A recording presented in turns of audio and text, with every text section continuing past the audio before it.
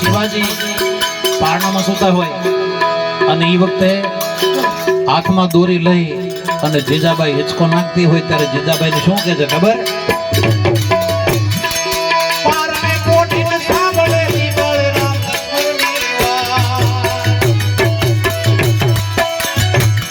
પારણામાં શિવાજી સૂતા હોય ત્યારે જીજાબાઈ કહે છે બેટા તું રામ જેવો થજે, તું લક્ષ્મણ જેવો થજે, તું ભરત જેવો થજે.